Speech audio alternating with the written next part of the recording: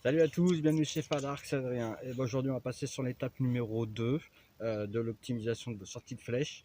Donc on a fait l'étape numéro 1, indexation des tubes, d'accord. Donc j'ai indexé ces 4 tubes là. Comme je vous ai dit, les tubes quand j'ai fait l'étape numéro 1, je les ai laissés à 30,5 pouces, donc la longueur d'origine à laquelle je les ai achetés. Là, la seule chose que j'ai fait, c'est que du coup, sur mon logiciel, il était préconisé à 28,5. Je les ai coupés à 29 pouces. Je me suis laissé un demi-pouce de marge.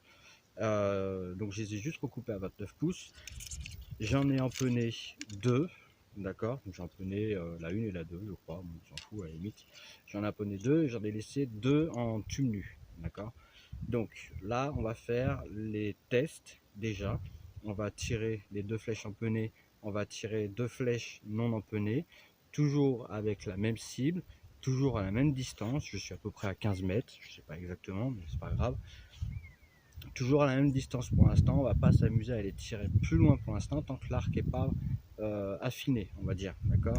N'oubliez pas, les tubes nus, ça peut être dangereux. Donc on part là-dessus, on fait une série de 3 volets, on regarde comment ça se comporte. Je fais la première volée et je vous montre ça en cible. Allez, donc on est sur la première volée. Donc vous voyez mes deux flèches empennées, elles sont l'une collée à l'autre, c'est pas mal du tout. Celle-là, je la sentais pas trop, bon, ça s'est vu.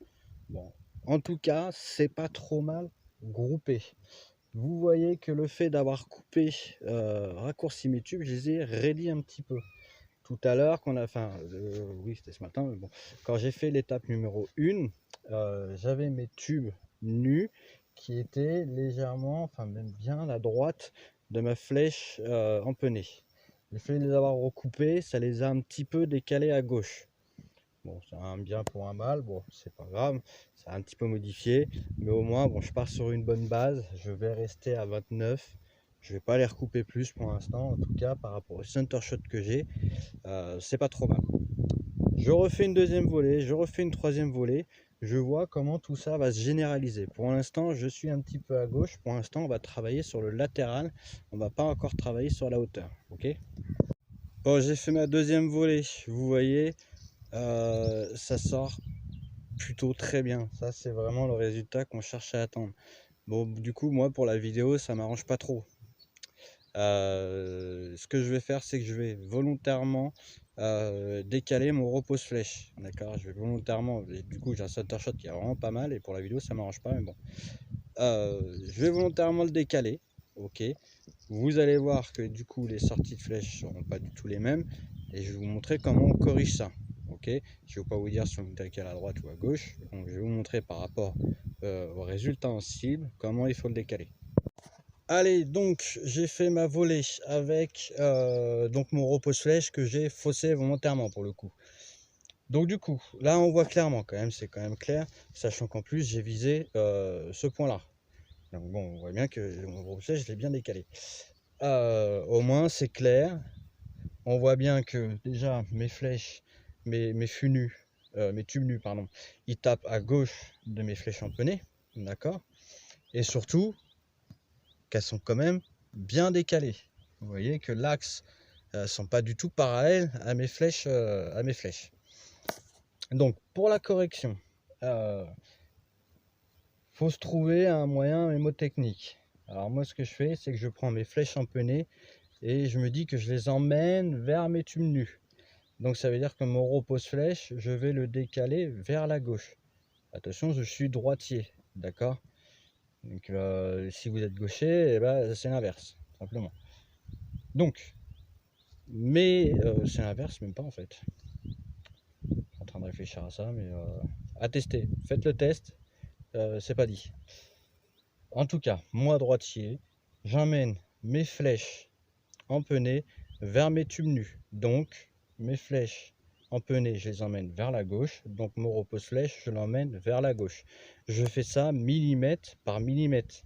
Ok, je fais 1 millimètre, je décale donc mon repose flèche d'un millimètre, je fais une volée, je regarde ce que ça donne, je redécale d'un millimètre, je vois ce que ça donne. Ok, je suis toujours à 15 mètres, je ne vais pas plus loin. D'accord. Donc, le repose flèche, alors attention, Là, je parle d'un repose-flèche à effacement. Si vous avez un repose-flèche type biscuit, c'est pas dit que la correction soit la même non plus. Il faut faire le test. Si vous avez une sortie comme ça, vous décalez vers la droite, vous voyez si c'est mieux ou pas, ou sinon vous décalez vers la gauche. C'est pas dit qu'avec un biscuit, étant donné que la flèche est en contact avec le repose-flèche sur toute la sortie, il est possible que la correction soit pas la même, contrairement à un repose-flèche à effacement. Donc sur les repose-flèche à effacement, je sais pas si on va très bien voir, j'ai des petits repères, donc je vais me servir de mes repères, je vais décaler d'un demi-repère pour l'instant. Ok. Donc voilà, j'ai fait ma volée après ma correction. Donc moi j'ai visé ce point là, on voit que déjà je me suis rapproché de mon point à viser. Bon, comme je vous ai dit, le point à viser, vous prenez pas trop la tête avec, parce que forcément quand vous avez décalé votre repose flèche, le point à viser, on a faussé notre viseur pour le coup.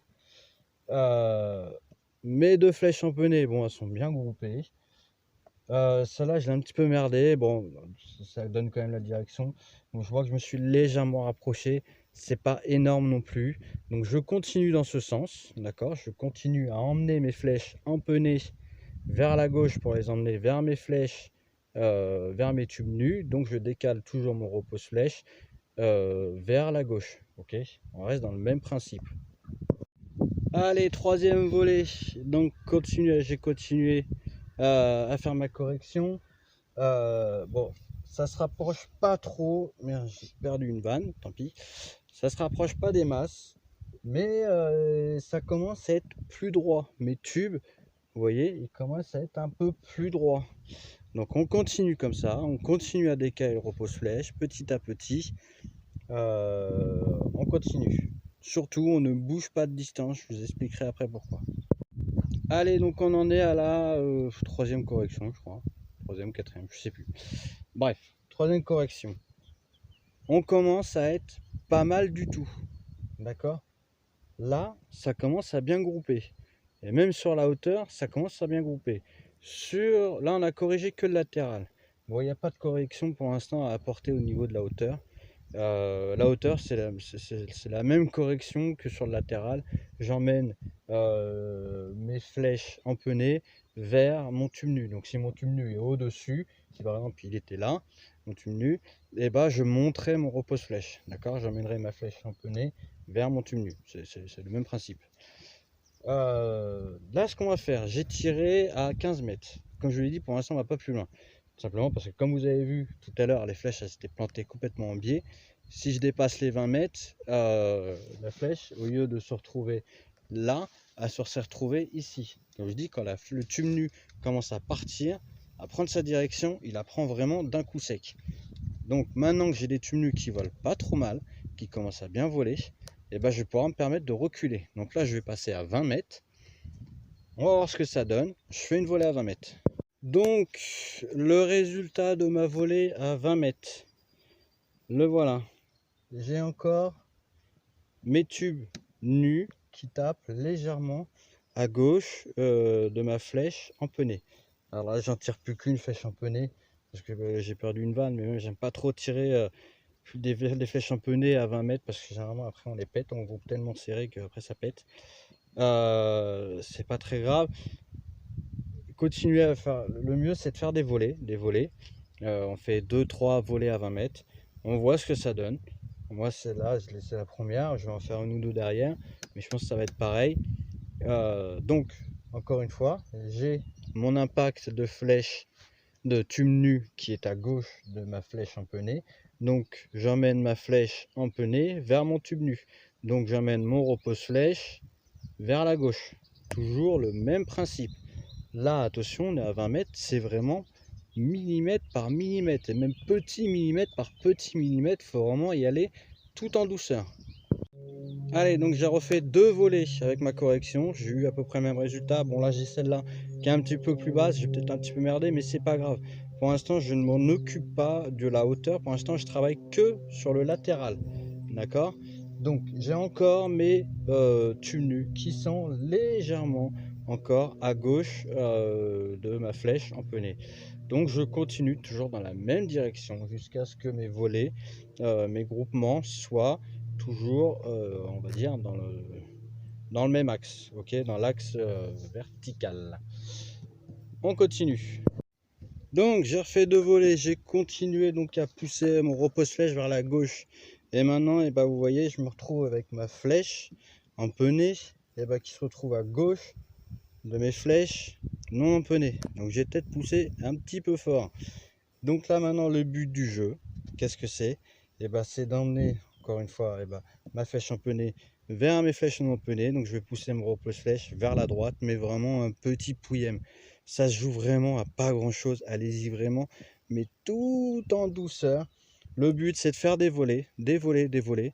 Je vais mettre 2 flèches empennées, je vais aller rempenner mon 2 flèches, j'ai perdu une vanne. Et puis de faire des groupements pour que les groupements soient vraiment homogènes, d'accord, que ça se mélange, que tout ça se mélange. Qu'un coup j'ai une flèche empennée un petit peu à droite, un petit peu à gauche, et voilà, que ça se mélange. C'est le but. Une fois qu'on aura fait ça, on va peaufiner ça avec autre chose. Je vous montre ça après. Allez, donc j'ai recorrigé du coup maintenant de l'autre côté. J'ai un groupement qui est pas trop mal, c'est assez homogène. Pour le moment, je vais en rester là. Alors là, il y a plusieurs solutions. C'est où on recule, on se met à 30 mètres, on fait les essais, on décale vraiment pouillem par pouillem. 30 mètres, 40 mètres, 50 mètres pour ceux qui le veulent. Ou alors, on va passer sur autre chose directement. Alors, je vais rester à 20 mètres, on va passer directement avec une lame de chasse. Alors, je fais une flèche empennée, bien sûr. Ne me faites pas ça sur une flèche qui n'est pas empennée, ne me mettez jamais une lame sur une flèche qui n'est pas empennée. Ça peut partir n'importe où. Donc toujours une flèche empennée. Quand vous tirez une lame de chasse, vous tirez toujours votre lame de chasse en premier, d'accord? Si vous tirez une pointe fil en première, que votre lame de chasse elle arrive au même endroit que votre pointe fil, c'est où vous coupez votre tube en deux, ou vous coupez les vannes. Ça sert à rien. Donc voilà, la lame de chasse toujours en premier. Je me mets à 20 mètres. Je tire ma lame de chasse, c'est la numéro 1, d'accord, ma flèche numéro 1. Je vais tirer une autre flèche empennée, mais avec une pointe de cible cette fois. Donc pour l'instant, on reste sur deux flèches. Voilà, donc premier tir avec la lame de chasse. Voilà. Alors, il n'y a même pas à savoir laquelle est la 1, laquelle est la 2, laquelle est la lame de chasse. Voilà, le résultat il est là, 20 mètres, c'est pas très long. Mais en tout cas, ça tombe exactement au même endroit. Je vais faire plusieurs volets, c'est peut-être un coup de bol, d'accord. Je vais faire plusieurs volets, vous voyez, j'ai visé ce point-là, je suis plus bas. Mon viseur du coup est pas réglé, c'est pas grave, je le réglerai plus tard. Pour l'instant, moi tout ce que je veux, c'est que ça groupe. C'est la seule chose qui m'intéresse. Si je vais reculer après à 30, 40, 50 mètres, je vais régler mon viseur, mon premier pin à 20 mètres. Normalement les 30, 40, 50, ils vont suivre. Ils étaient déjà réglés, donc normalement ils vont suivre. Là je vais juste régler mon viseur, je toucherai pas au pin. Normalement ça devrait suivre. Si jamais il y a des petites corrections à faire, je les ferai. Ça après c'est quelque chose qui se fait basiquement. Donc voilà. En tout cas, le résultat, il est là. C'est quelque chose qui prend du temps. C'est quelque chose sur lequel il faut être tranquille.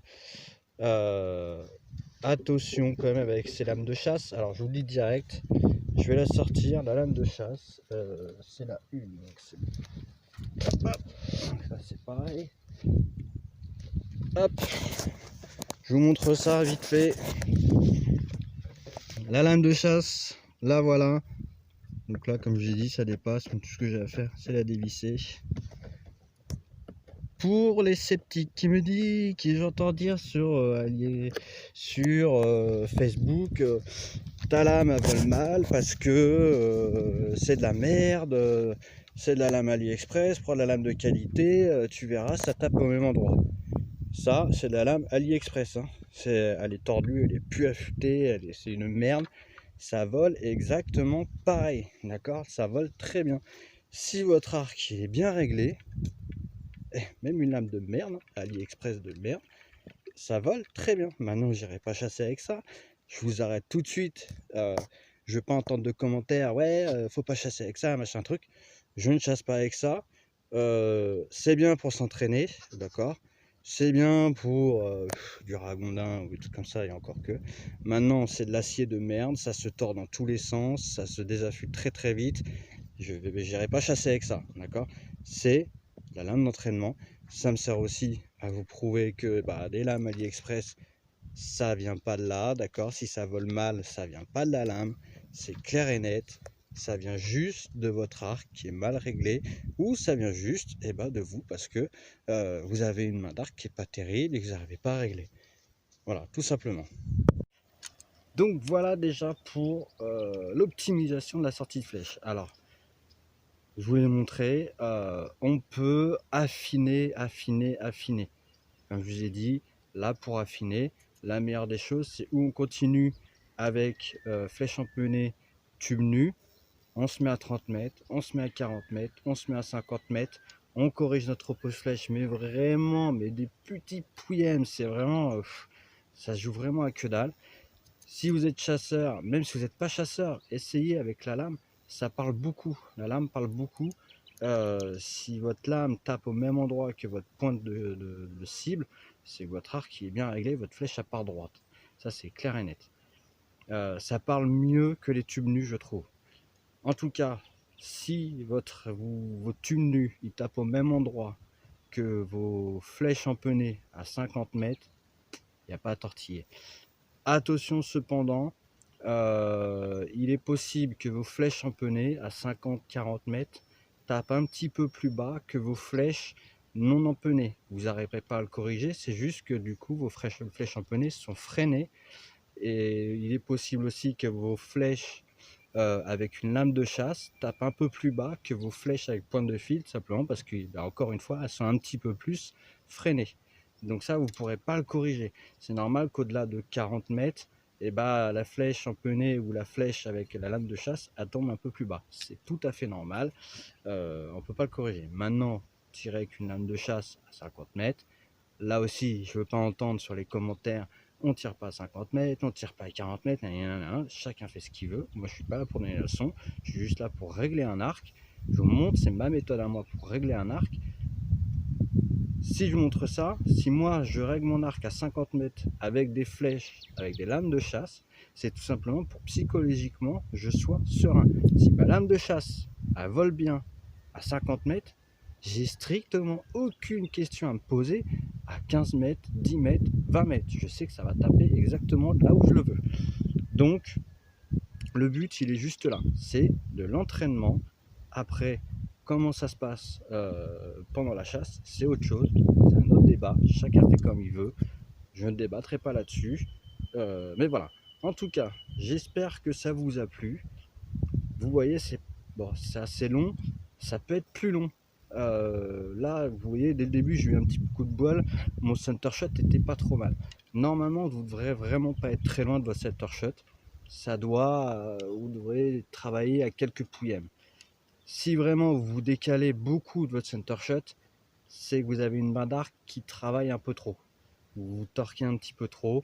Voilà, normalement, on doit pas vraiment décaler de beaucoup.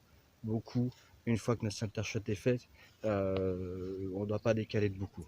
Ça peut venir de votre main d'arc, ça peut venir si vous avez peut-être un mauvais alignement de poulie, si vous n'avez pas contrôlé avant, d'une mauvaise synchro, ça peut venir de plein de choses. Mais généralement, en règle générale, il n'y a pas à tortiller. Si vous avez un arc qui est pré-réglé, vous voyez celui-là, je ne l'ai même pas fait recontrôler, le cordage a été fait, je ne l'ai même pas recontrôlé. Bon, des fois je regarde, je recontrôle, j'ai fait le contrôle quand je fais la vidéo la dernière fois, il n'y a rien qu'à bouger, vous voyez, le résultat en cible, il est là, il n'y a pas à tortiller, le résultat il est là. En règle générale, à 80% du temps, ça vient du tireur. Si la lame de chasse ne tape pas au même endroit que votre pointe field, votre pointe cible, ça vient juste, en règle générale, de vous. Donc remettez-vous en question, faites ce petit exercice, et puis normalement, tout le monde devrait y arriver. Vous voyez, c'est quelque chose de simple. Alors après, il y a plusieurs méthodes pour le faire. Vous avez le test papier. Alors le test papier, moi j'aime pas trop parce que simplement On tire une flèche avec une pointe fil empennée dans du papier à 2 mètres. On contrôle une déchirure. On contrôle une déchirure, c'est compliqué. Après, on n'est pas en condition réelle, machin, bon, j'aime pas trop. Après, vous avez qui va vous régler les arcs en archerie sur un bon de tir. Alors un bon de tir, ouais, c'est clair, on peut régler l'arc, mais voir au pouillème près. Vous avez 90% de chance pour que quand vous allez prendre votre arc et aller tirer, et ben ça marchera plus. Simplement parce que vous n'êtes pas un banc de tir, vous n'êtes pas un robot, vous n'avez pas les mêmes appuis sur votre arc, tout simplement. Donc ça peut pas marcher. Donc moi, le banc de tir, c'est bien pour donner une base, mais la base, on l'a avec le center shot. Voilà. Donc moi, le banc de tir, j'aime pas trop. Vous avez aussi ce qu'on appelle le walking back. Le walking back, c'est quoi? On prend des flèches empennées.